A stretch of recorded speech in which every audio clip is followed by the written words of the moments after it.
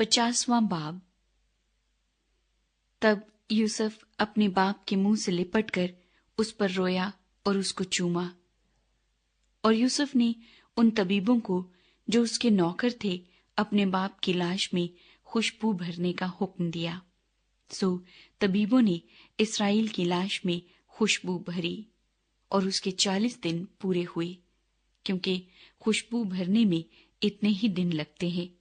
और मिस्री उसके लिए 70 दिन तक मातम करते रहे।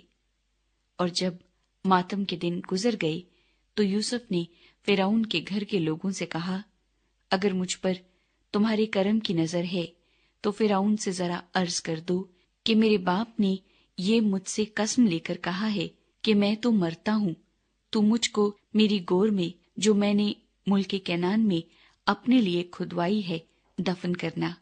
इसलिए जरा मुझे इजाजत दे कि मैं वहां जाकर अपने बाप को दफन करूं और मैं लौट कर आ जाऊंगा। फिरौन ने कहा कि जा और अपने बाप को जैसे उसने तुझसे कसम ली है दफन कर।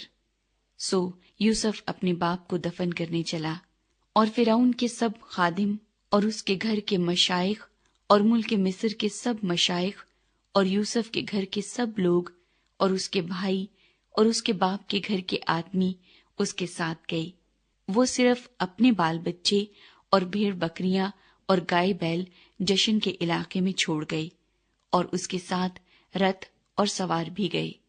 सो एक बड़ा अम्बोह उसके साथ था, और वो अतद के खलियान पर जो यरदन के पार है पहुंचे, और वहां उन्होंने बुलंद और दिलसोज आवाज से नोहा किया। और यूसुफ ने अपने बाप के लिए 7 दिन तक मातम कराया। और जब उस मुल्क के बाशिंदों यानी केनानियों ने अतद में खलियान पर इस तरह का मातम देखा तो कहने लगे कि मिस्रियों का ये बड़ा दर्दनाक मातम है।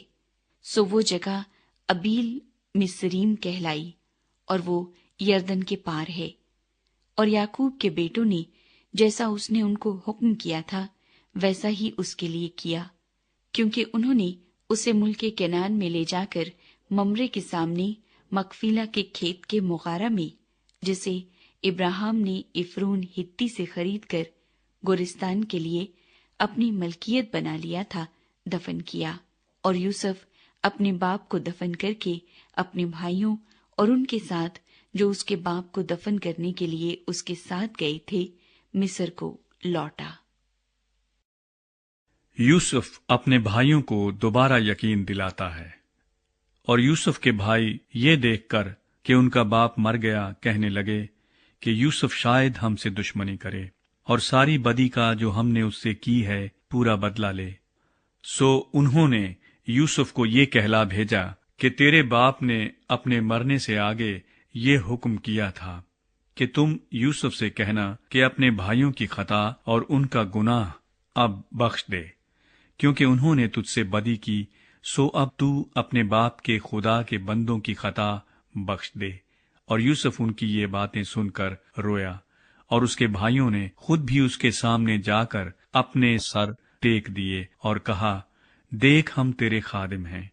यूसुफ ने उनसे कहा, मत डरो, क्या मैं खुदा की जगह पर हूं? तुमने तो मुझसे बदी करने का इरादा किया था, लेकिन खुदा ने उसी से नेकी का कसद किया ताकि बहुत से लोगों की जान बचाए। चुनाचे आज के दिन ऐसा ही हो रहा है, इसलिए तुम मत डरो, मैं तुम्हारी और तुम्हारे बाल बच्चों की परवरिश करता रहूंगा। यूं उसने अपनी मुलायम बातों से उनकी खातिर जमा की।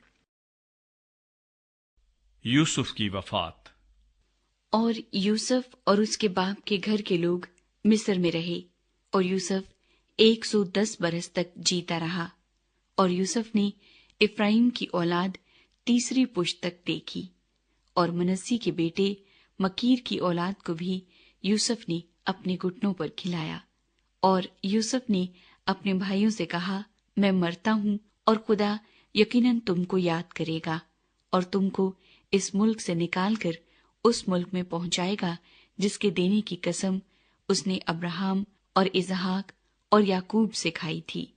और यूसुफ ने बनी इस्राएल से कसम लेकर कहा, खुदा यकीनन तुमको याद करेगा, सो तुम ضرور ہی میری ہڈیوں کو یہاں سے لے جانا۔ اور یوسف نے 110 برس کا ہو کر وفات پائی، اور انہوں نے اس کی لاش میں خوشبو بھری اور اسے مصر ہی میں تابوت میں رکھا۔